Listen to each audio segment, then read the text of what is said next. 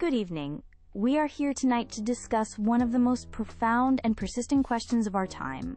Should all countries abolish nuclear weapons?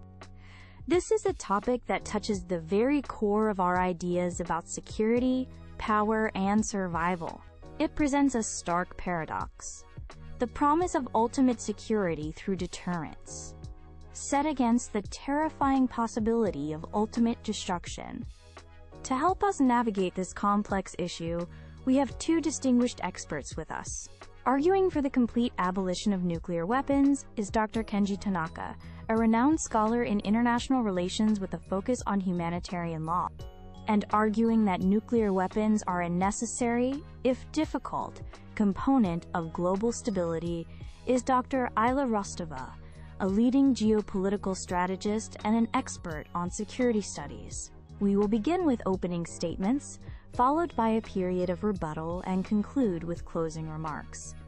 Dr. Tanaka, the floor is yours. Thank you, Evelyn. I want to begin by asking everyone to imagine a single modern nuclear weapon detonating over a major city. We are not talking about a distant, abstract concept. We are talking about a fireball hotter than the sun, an unstoppable shockwave that flattens buildings for miles, and a wave of thermal radiation that causes third-degree burns on exposed skin. But the immediate horror is only the beginning.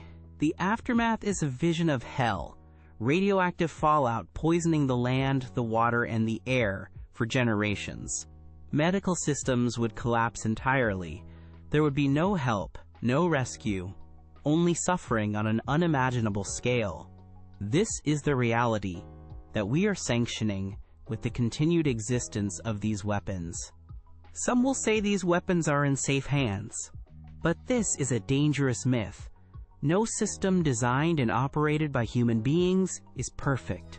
We have documented cases of computer glitches, communication errors, and misinterpretations that have brought us to the brink of accidental nuclear war. The doctrine of mutually assured destruction, or MAD, is itself a form of madness. It requires us to believe that in the heat of a crisis, every leader, forever, will act with perfect logic and restraint.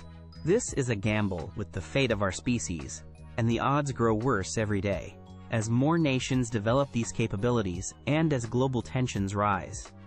Finally, consider the staggering opportunity cost.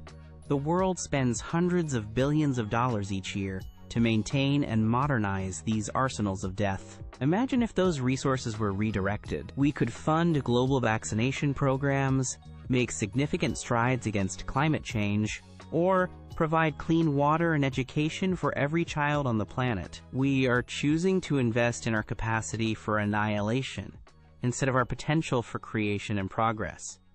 Therefore, the abolition of nuclear weapons is not some idealistic fantasy. It is a moral, practical, and urgent necessity for the survival of humanity. Thank you, Dr. Tanaka. Dr. Rostova, we now turn to you for your opening statement. Thank you. Dr. Tanaka has painted a terrifying picture, and he is not wrong about the destructive power of these weapons. It is a reality we must all acknowledge. However, his argument, while emotionally powerful, overlooks an uncomfortable but crucial truth of the last 75 years. The age of nuclear weapons has also been the age of the long peace. We have not seen a direct, large-scale war between major global powers, like World War I or World War II, since their invention. This is not a coincidence. It is a direct result of nuclear deterrence. The principle is starkly simple. You will not launch a major attack on me, because you know I can and will retaliate with a strike that would inflict unacceptable damage upon you. This creates a balance. It is a tense balance, and it is a frightening one, but it is a balance that has worked. Now let us consider the alternative that Dr. Tanaka proposes: a world entirely free of nuclear weapons. Does this mean a world free of war? Absolutely not. It would mean a return to a world where large, conventional wars are thinkable again. Nations with massive armies could be tempted to use them to invade their neighbors, believing that the ultimate check on their ambition has been removed. The stability of the global system, which rests on this nuclear deterrent, would be shattered. We could see conflicts on a scale we have not witnessed in generations. Furthermore, there is the fundamental problem of verification. For abolition to work, we would need to trust that every single nation has dismantled every single weapon. This requires a level of transparency and trust that simply does not exist in our world. Imagine a scenario where most countries disarm, but a single state cheats, secretly retaining a small arsenal. That state would instantly become a superpower, able to blackmail and dominate the entire world. The risk of creating such a power imbalance is far too great. So while I share the desire for a safer world, I believe that true safety comes from pragmatism, not idealism. For now, nuclear weapons, for all their horror, are a necessary evil, a guarantor of strategic stability in a world that remains dangerously imperfect. Thank you both for your compelling opening statements. We will now move into the rebuttal phase. Dr. Rostova, I'd like to give you the first opportunity to respond. Dr. Tanaka argues that the risk of accidental war, through human or technical error, makes the entire doctrine of deterrence unacceptably dangerous. How do you respond to that specific point? It's a valid concern, and one that military and political leaders take with the utmost seriousness. The risk is not zero, and to claim it is would be foolish. However, we must weigh this potential risk against the near certainty of greater instability in a non-nuclear world. The major nuclear powers have invested immense resources into creating robust safeguards, multi-layered command and control systems, and secure communication channels like the famous hotline to prevent just such an accident. These systems have been tested for decades under immense pressure and have held. The protocols are rigorous precisely because the stakes are so high. Dr. Tanaka's position focuses on a hypothetical, albeit catastrophic, failure of the system. My position focuses on the documented success of that system in preventing global war. Abolition ignores the fundamental nature of international politics, which is often driven by mistrust and competition. Removing the nuclear backstop doesn't remove that mistrust.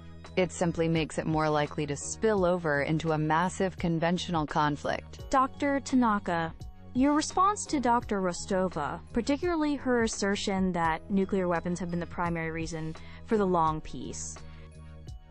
Dr. Rostova gives nuclear weapons far too much credit for the absence of a Third World War. This view conveniently ignores other massive shifts in the global landscape.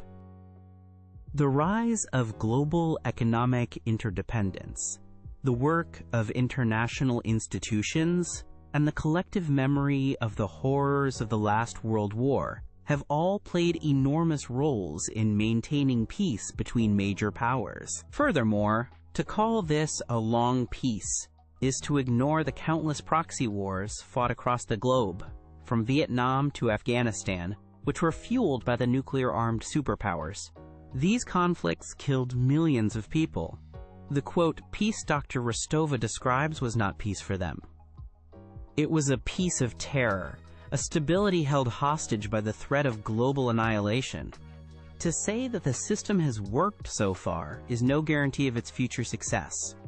We came terrifyingly close to catastrophe during the Cuban Missile Crisis, and there have been other, less publicized incidents since.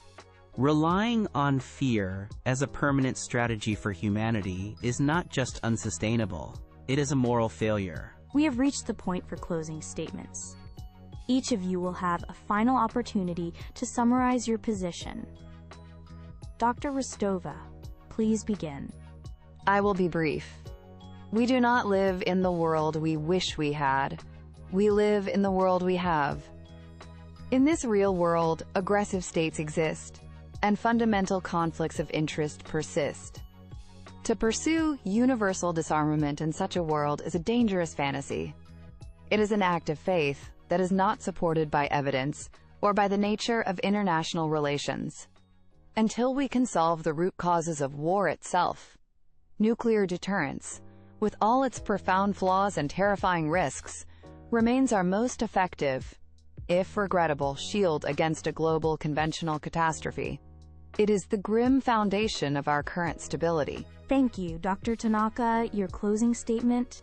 Past generations made the fateful decision to create these weapons, placing us all under a permanent shadow of fear. Our generation, and future ones, have a different responsibility: to find the courage to build a world without them. The choice is not between our current tense peace and certain war. The choice is between clinging to a flawed and terrifying logic of the past, or daring to build a new system of collective security based on mutual trust, international law, and our shared humanity. The future of our planet and our children depends on which path we have the wisdom to choose. We must choose the path of hope, not fear. Dr. Tanaka, Dr. Rostova, thank you both for an incredibly insightful and challenging debate tonight. You have laid bare the core dilemma for our audience: the paradox of a weapon that is simultaneously our greatest threat and, some would argue, our greatest protection. The questions you have raised are vital, and we encourage everyone watching to continue this crucial conversation. Good evening.